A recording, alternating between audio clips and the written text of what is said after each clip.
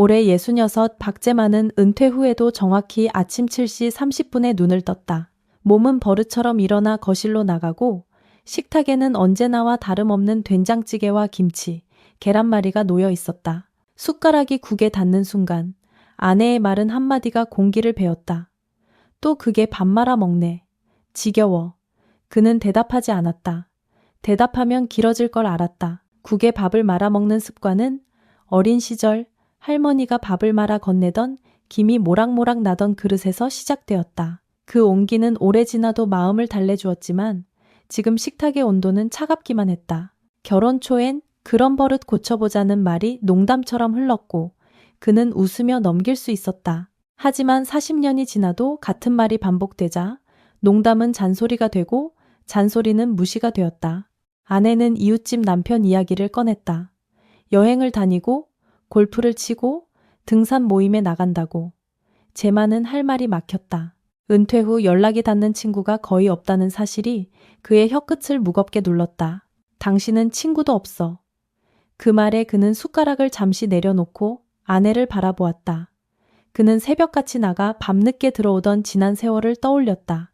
회사에선 성실하다는 평을 들었지만 집에서는 그 성실함이 당연한 것이 되어버렸다. 아내의 목소리는 더 날카로워졌다. 집과 적금의 명의가 누구인지, 계약금은 누구 돈이었는지 그는 이미 알고 있었다. 그의 이름으로 된 것은 많지 않았다. 그러나 그 빈칸을 채운 건 월급 봉투와 놓쳐버린 주말들, 그리고 아이들 학교 앞에서 휘청거리던 졸음뿐이었다. 은퇴 후, 오후의 시간은 그에게 가장 길었다.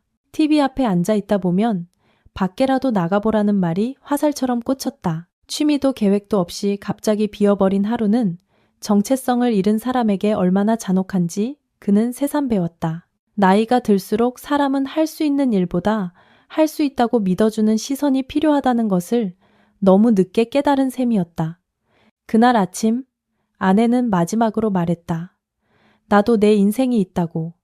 그 말에 재만의 가슴 어딘가 오래 잠겨있던 것이 삐걱이며 움직였다. 그는 조용히 숟가락을 내려놓았다. 40년 동안 참고 넘어가던 마음의 문이 처음으로 안쪽에서 열리려 하고 있었다. 존중받지 못하는 하루를 더는 연장하지 않겠다는 생각이 서서히 형태를 갖추기 시작했다. 아직 폭탄 선언의 말은 입 밖으로 나오지 않았지만 그 말은 이미 그의 가슴에서 완성되어 있었다. 그 아침 공기는 더 이상 예전의 공기가 아니었다. 점심 무렵 박재만은 낡은 재킷을 걸치고 밖으로 나왔다. 바람은 선선했지만 마음은 낯설게 뜨거웠다. 오랜만에 집을 나서며 그는 자신이 어디로 가야 할지도 몰랐다. 버스 정류장 앞에 서자 사람들이 각자의 목적지로 향하며 흘러갔다. 그는 그 틈에서 한동안 멍하니 서 있었다. 버스 한 대가 멈추었고 습관처럼 탔다. 행선지도 보지 않았다. 창밖으로 스치는 풍경이 그의 지난 세월처럼 빠르게 흘렀다. 늘 바빴고 늘 참았고 늘 미뤘다. 자신이 하고 싶은 말보다 해야 하는 말을 택해왔던 인생이었다. 버스가 멈춘 곳은 오래된 시장 근처였다. 젊은 시절 아이들 손잡고 오던 곳이었다. 국밥집 간판이 여전히 그 자리에 있었다. 그는 문득 웃음이 났다. 밥은 또 말아 드실 거죠? 예전 주인 아주머니의 농담이 귓가에 살아났다. 그 목소리가 이상하게 따뜻하게 느껴졌다. 그는 자리에 앉아 조용히 국밥을 주문했다. 김이 피어오르는 그릇을 바라보며 재만은 숟가락을 들었다. 밥을 말았다. 그 동작 하나가 어쩐지 선언처럼 느껴졌다. 아무도 그를 뭐라 하지 않았고 아무도 시선을 주지 않았다. 오히려 그 자유로운 공기가 그를 감쌌다. 식당 창밖에는 한 노인이 혼자 장을 보고 있었고 맞은편 카페에는 젊은 부부가 다정히 웃고 있었다. 그 순간 그는 깨달았다. 누구의 남편, 누구의 아버지로만 살아온 세월 속에서 그는 나라는 존재를 잃어버렸다는 사실을. 은퇴 후 삶은 단순히 노는 시간이 아니라 다시 나를 회복하는 시간이어야 했다. 그는 식당 주인에게 물었다. 혹시 근처에 일자리 같은 거 있습니까? 사람 좀 구하는데요. 일자리요? 마트 옆 창고에서 가끔 사람 구하던데요. 무거운 짐 좀 옮기는 일. 그거면 됩니다. 그는 그렇게 대답하고 자리에서 일어섰다. 이상하게 어깨가 가벼웠다. 오랜만에 스스로 결정한 일이었다. 집으로 돌아오는 길, 그는 처음으로 아내에게 전화를 걸었다. 나 오늘 좀 늦을 것 같아. 일 좀 보고 들어가겠어. 무슨 일? 그건 나중에 말할게. 짧은 대화였지만 목소리 끝에는 미묘한 떨림이 섞여 있었다. 그 떨림은 불안이 아니라 오랜만에 찾아온 생동감이었다. 해가 질 무렵 그는 시장 골목 끝에서 잠시 멈춰 섰다. 붉게 물든 하늘 아래 삶은 여전히 이어지고 있었다. 그는 천천히 중얼거렸다.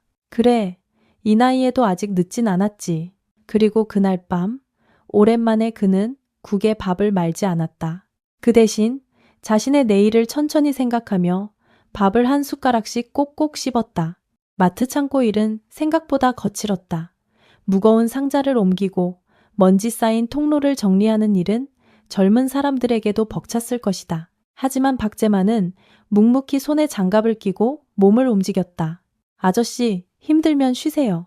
젊은 직원이 걱정스레 말했지만 그는 고개를 저었다. 괜찮아요.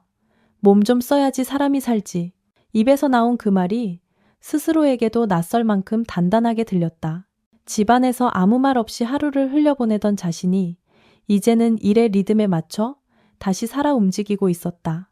며칠이 지나자 그는 점심시간마다 작은 노트를 꺼내 들었다. 그 속에는 손글씨로 적은 짧은 문장들이 있었다.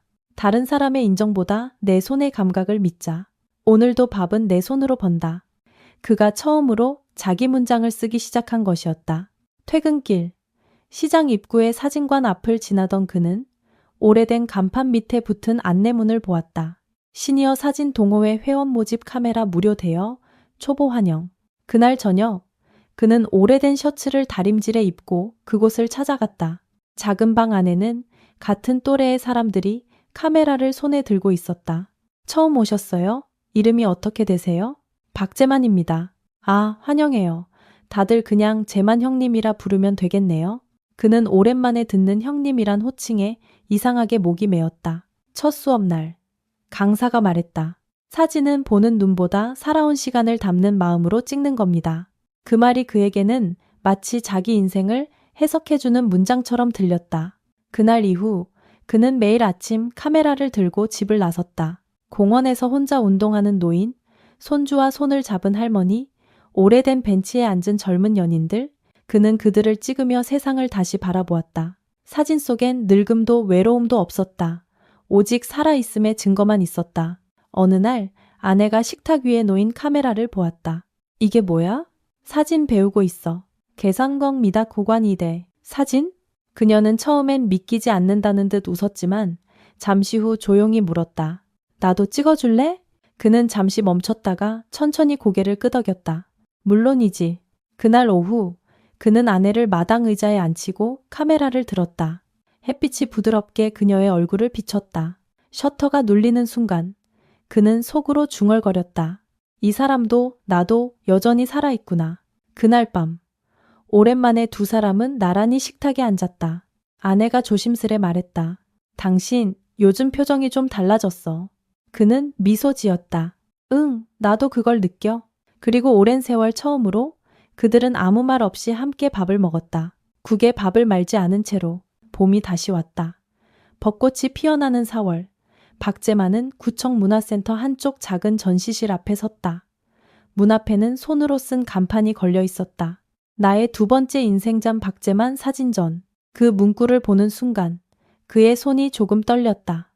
인생에서 자기 이름이 이렇게 크게 붙은 건 처음이었다. 사진 동호회에서 강사의 제안으로 열린 조그만 전시회였지만 그에게는 세상에서 가장 큰 무대였다. 전시장 안에는 그가 찍은 사진들이 걸려 있었다. 오래된 공원 벤치, 하굣길에 뛰어가는 아이들, 그리고 마지막 한 장, 아내가 봄 햇살 아래 미소 짓는 사진. 그 사진 아래에는 짧은 캡션이 붙어 있었다. 40년 동안 나는 이 사람을 보지 못했다. 이제야 처음으로 본다. 전시장 문이 열리며 익숙한 목소리가 들렸다. 아버지, 그의 아들, 그리고 딸이 아이들의 손을 잡고 들어왔다. 아버지가 이런 걸 하실 줄 몰랐어요. 그는 멋쩍게 웃으며 말했다. 나도 몰랐다. 그냥 한번 찍어보고 싶더라.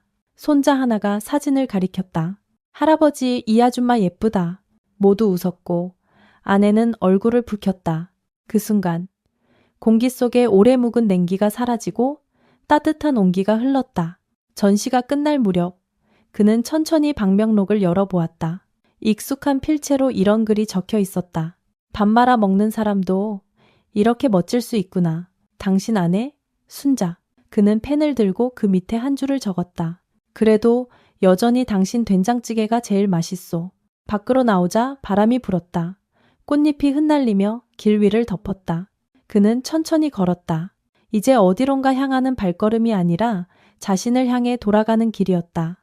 세상은 여전히 빠르게 변했지만 그의 하루는 더 이상 비어있지 않았다. 사진 속에, 밥 한 그릇 속에, 그리고 그의 늦은 미소 속에 삶은 여전히 이어지고 있었다. 전시가 끝난 지 한 달쯤 지났을 때였다. 박재만은 사진 동호회 친구 윤석에게서 전화를 받았다. 형님, 이번 주말에 같이 출사 가요. 바닷가로요. 그는 흔쾌히 대답했다. 좋지. 오랜만이네. 타케 가당하는 니단게시 궁입니다. 토요일 새벽. 둘은 카메라를 들고 동해로 향했다. 해가 뜨기 전에 바다는 잔잔했고 공기엔 소금 냄새가 묻어 있었다. 형님, 이런 아침은 살아있다는 게 실감나요. 윤석은 웃으며 셔터를 눌렀다. 그때 박재만은 문득 생각했다. 이 나이에 친구가 있다는 건 기적일지도 모르지. 그들은 나란히 앉아 따뜻한 국밥을 먹었다. 그 순간 그는 오래전 아내의 잔소리도 외로운 아침도 모두 멀게 느껴졌다. 형님, 나중에 우리 둘이 사진집 한번 내요. 늙은 사람 눈으로 본 세상 말이에요. 그래, 해보자. 그렇게 두 사람은 웃었다. 그런데 일주일 뒤, 그 웃음은 너무 빨리 사라졌다.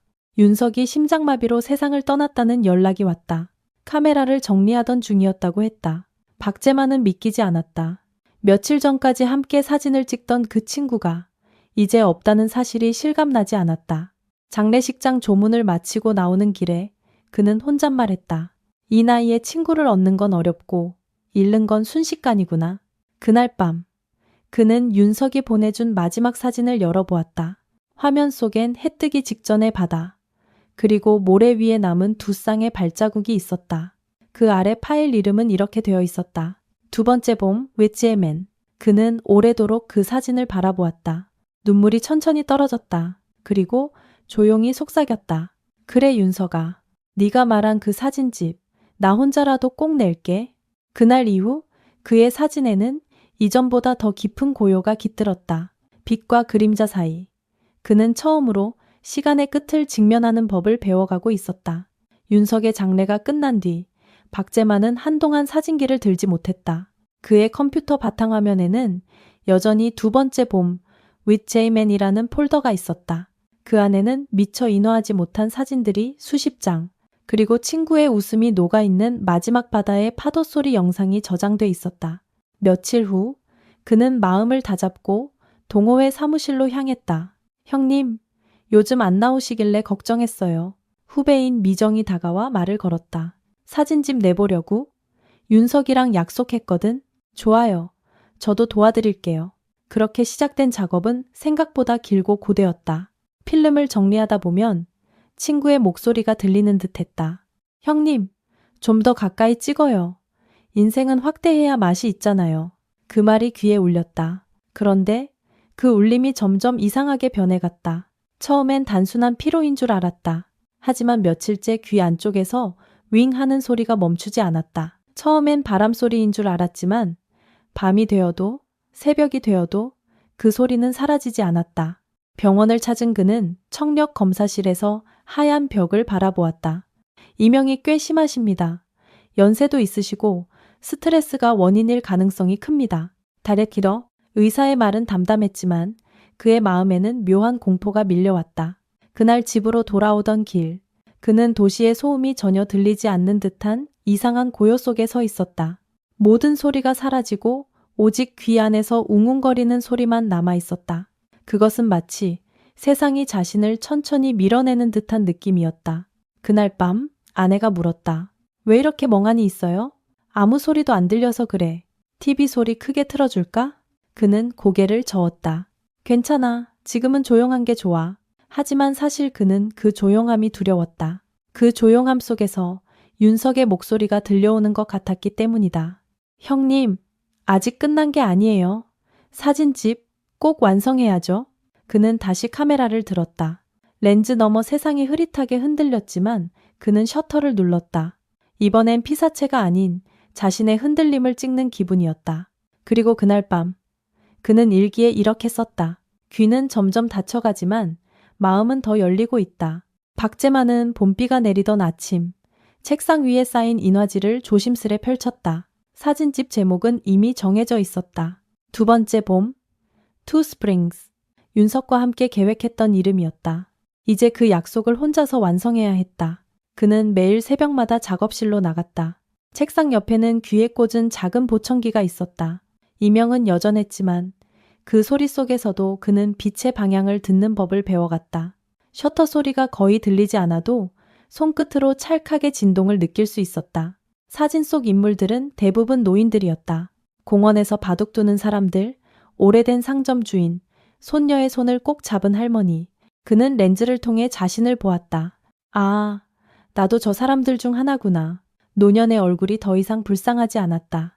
그 얼굴에는 견딘 시간의 주름, 그리고 여전히 살아있으려는 의지가 새겨져 있었다. 하지만 몸은 점점 예전 같지 않았다. 눈이 쉽게 피로해졌고 걸음이 느려졌다. 아내는 걱정스레 말했다. 이제 좀 쉬면 안 돼요? 그는 고개를 저었다. 지금 멈추면 다시는 못 찍을 것 같아. 며칠 후 동호회 후배 미정이 그를 찾아왔다. 형님, 이 사진들 정말 좋아요. 사람 냄새가 나요. 그는 잠시 미소 지었다. 고마워. 하지만 이건 윤석이랑 나 둘이서 찍은 사진이야. 그럼 이 사진집은 두 분의 이름으로 내요. 그의 눈가가 붉어졌다. 그래, 그게 좋겠다. 밤이 깊자 그는 책상 앞에서 조용히 윤석의 사진을 꺼냈다. 야, 윤석아, 우리 봄이 두 번 왔네? 한 번은 내 덕분에, 또 한 번은 내가 내 자리에 서 있어서. 말을 마친 그는 창문을 열었다. 비 냄새가 들어왔다. 그는 귀를 기울였다. 이제는 거의 들리지 않는 세상 속에서 봄비가 유리창을 두드리는 미세한 리듬을. 그는 그 소리와 함께 마지막 페이지에 제목을 썼다. 언젠가 이 소리마저 들리지 않게 되더라도 나는 세상을 기억할 것이다. 사진집 원고를 출판사에 넘긴 바로 다음 주였다. 박재만은 새벽녘 갑자기 가슴이 쿡쿡 찌르는 통증에 잠에서 깼다. 처음엔 단순한 체기인 줄 알았지만 숨이 막히고 시야가 흔들렸다. 아내가 놀라 구급차를 불렀고 그는 하얀 불빛이 깜박이는 복도를 들것 위로 지나갔다. 안정하세요. 혈압이 많이 떨어졌습니다. 의사의 목소리는 멀리서 들리는 것 같았다. 그는 산소 마스크 너머로 천장을 바라봤다. 흰빛이 번져 들어오는 그 순간 죽음이란 건 생각보다 조용하게 찾아오는 거구나 하는 생각이 스쳤다. 며칠 후 중환자실에서 깨어났을 때 아내 순자가 그의 옆에 앉아 있었다. 손엔 아직도 그의 손을 꼭 쥐고 있었다. 당신 많이 놀랐지? 그녀의 눈가엔 피로와 안도가 뒤섞여 있었다. 그는 미약한 목소리로 웃었다. 내가 이렇게 오래 살아있을 줄 몰랐어. 의사는 말했다. 심장에 무리가 갔습니다. 당분간 무리하시면 안 됩니다. 하지만 그 말보다 더 깊게 밝힌 건 아내의 한마디였다. 이제 제발 나랑 조금만 천천히 살아요. 며칠간 병실에 머무는 동안 그는 창밖의 빛을 매일 찍었다.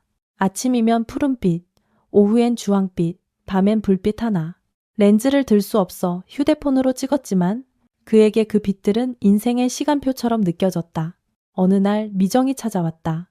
형님, 책 나왔어요. 그녀는 두 손으로 책을 내밀었다. 두꺼운 표지엔 그가 찍은 바다 사진이 실려 있었다. 두 번째 봄. 윤석과 재만. 그는 천천히 책을 열었다. 종이 냄새가 폐 속 깊이 들어왔다. 그리고 마지막 페이지엔 이렇게 적혀 있었다. 삶은 다시 오지 않지만 봄은 언제나 다시 핀다. 그는 조용히 책을 덮고 말했다. 윤석이 봤으면 좋았을 텐데. 아내는 그 말을 듣고 미소 지었다. 그 사람. 지금 창밖에서 듣고 있을지도 몰라요. 그날 밤 그는 오랜만에 평온한 잠에 들었다. 귀 안의 이명은 여전했지만 이상하게도 그날따라 그 소리가 파도처럼 부드럽게 들렸다. 퇴원 후 한 달쯤 지나 구청 문화센터에서 전화가 왔다. 박재만 선생님, 사진집 정말 감명 깊었습니다. 다음 달 강연회에서 두 번째 봄 이야기 좀 들려주실 수 있을까요? 그는 잠시 망설였다. 사람들 앞에서 말하는 일은 한 번도 자신에게 익숙하지 않았다. 하지만 문득 윤석의 웃음이 떠올랐다. 형님, 우리가 본 세상은 꼭 말로도 남겨야 해요. 그 말이 등 뒤를 살짝 밀었다. 좋습니다. 한번 해보죠. 강연 당일 작은 강당은 예상보다 많은 사람들로 가득했다. 노인 부부들, 사진 동호 회원들, 그리고 몇몇 젊은 학생들까지. 무대에 오른 그는 잠시 마이크 앞에서 숨을 고르며 관객을 바라봤다. 제가 오늘 드릴 이야기는 사진보다 더 오래된 이야기입니다. 스크린에는 그의 첫 번째 사진이 떴다. 바닷가 모래 위 두 쌍의 발자국. 이건 제 친구 윤석과 함께 찍은 마지막 사진이에요. 한 사람은 세상을 떠났지만 그날의 발자국은 아직 여기 남아 있습니다. 그게 인생 같아요. 사람은 사라져도 우리가 남긴 온기는 오래 갑니다. 관객석에서 누군가 훌쩍였다. 그는 천천히 말을 이었다. 은퇴하고 나서 저는 매일이 낯설었습니다. 할 일도 불러주는 곳도 없으니 세상이 나를 잊은 줄 알았죠. 그런데 어느 날 깨달았어요. 세상이 나를 잊은 게 아니라 내가 세상을 외면하고 있었더군요. 그는 잠시 말을 멈추고 조용히 한 장의 사진을 띄웠다. 봄 햇살 아래 웃는 아내의 얼굴이었다. 이 사진을 찍던 날, 제 인생이 두 번째로 시작됐습니다. 첫 번째 인생은 가족을 위해 살았고, 두 번째 인생은 나를 이해하기 위해 살고 있습니다. 박수 소리가 조용히 번졌다. 그는 마지막 문장을 또박또박 읽었다. 행복은 젊음의 전유물이 아닙니다. 행복은 늦게라도 자신을 용서한 사람에게 옵니다. 그 말이 끝나자 강당 안은 고요해졌다. 누군가 눈물을 닦았고 또 누군가는 손을 꼭 잡았다. 그는 고개를 숙였다. 귀환의 이명이 잠시 멈춘 듯 했다. 그 짧은 정적 속에서 그는 마치 세상이 다시 숨을 들이마시는 소리를 들었다. 무대 아래로 내려오자 아내가 기다리고 있었다. 잘했어요? 그는 손을 내밀며 웃었다. 당신 덕분이야. 나한테 세 번째 봄이 온 것 같아. 그날 강연이 끝난 뒤로 박재만의 하루는 더욱 느려졌다. 그는 이른 새벽마다 창문을 열고 빛의 색을 확인했다. 해가 뜨기 전에 희미한 회색, 그 위로 스며드는 분홍빛, 그리고 어느새 방 안을 가득 채우는 아침의 황금색. 그는 카메라를 들지 않았다. 이제는 그저 눈으로만 담고 싶었다. 책상이 놓인 벽에는 윤석의 사진과 아내 순자의 초상 사진이 나란히 걸려 있었다. 그는 그 앞에 앉아 작은 편지를 썼다. 윤석아, 네가 떠난 후에도 나는 계속 봄을 찍고 있어. 하지만 이제는 렌즈가 아니라 마음으로 찍는다. 세상은 아직도 아름답고 그 안에 네가 남겨둔 웃음이 있다. 그는 편지를 봉투에 넣어 윤석의 무덤에 가져다 놓았다. 그리고 묘비 앞에서 천천히 말했다. 이제 나도 내 곁으로 조금씩 가고 있겠지? 하지만 그 전까지는 사람들의 봄을 계속 찍을게. 며칠 뒤 그는 다시 병원 검진을 받았다. 의사는 조용히 말했다. 심장이 약해졌습니다. 무리하지 마세요. 그는 고개를 끄덕였다. 겁이 나지 않았다. 이미 그는 삶의 마지막 페이지를 어떻게 채울지 알고 있었다. 그날 밤 그는 아내에게 작은 상자를 건넸다. 이 안에 내 사진 중 제일 좋아하는 것들이 있어. 언젠가 네가 혼자일 때 꺼내봐. 아내가 묻자 그는 미소 지었다. 그땐 내가 옆에서 같이 볼게. 며칠 후 아내가 잠든 새벽 그는 조용히 일어나 마당으로 나갔다. 밤 공기는 차가웠지만 하늘에는 별이 또렷했다. 그는 카메라를 들어 마지막 셔터를 눌렀다. 렌즈 너머로 보이는 건 집안 창문 너머 따스한 불빛 그리고 잠든 아내의 그림자였다. 찰칵. 그 한 번의 소리가 세상에서 들은 마지막 소리였다. 다음 날 아침 아내는 책상 위에서 잠든 남편을 발견했다. 그의 손엔 카메라가 쥐어져 있었고 화면엔 한 장의 사진이 남아 있었다. 세 번째 봄 순자와 함께. 그 사진 속에는 창밖으로 피어오르는 새벽의 빛, 그리고 그 빛 속에서 살짝 웃고 있는 그의 얼굴이 담겨 있었다.